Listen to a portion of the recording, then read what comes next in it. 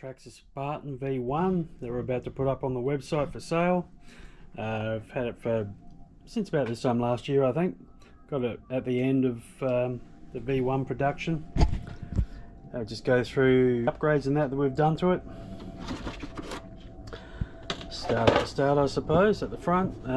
It's got a TP motor in it, 36mm. It's the same kV as the original motor, 1850 kV, 175 amp speed controller, held in with one of our custom brackets. What else have we got back here? We've got a 20 kilo waterproof servo in there. The ESC has got 5.5mm terminals. That's what I like to use on all my boats.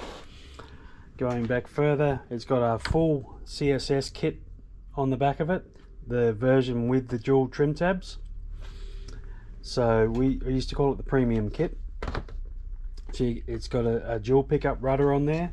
It has been knocked by a previous prop when we were running a bigger than 44mm prop. I think it might have been a 48 or 50 we had on there, perhaps with a different motor. I can't remember.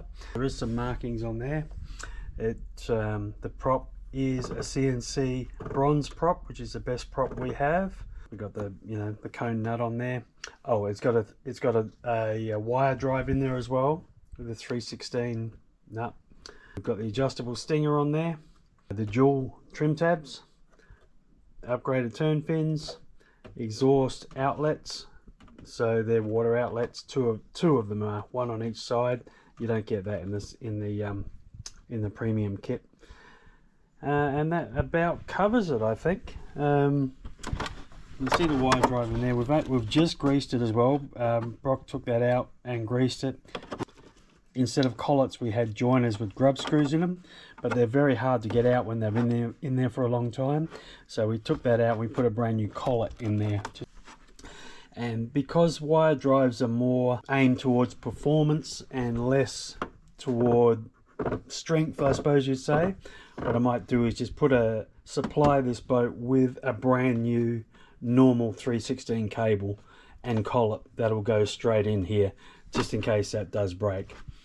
So it didn't matter to me that I was running something that could let go eventually, but someone who buys this boat probably wants it reliable. So, all right, so that's what you get. It's going to be up on the website in the next day or two.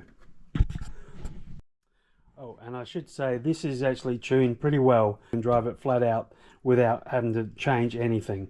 If you loosen it up, like make it sort of bounce around but be faster, you would just adjust the trim tabs up a little bit, but we've got it set so it's ultra stable.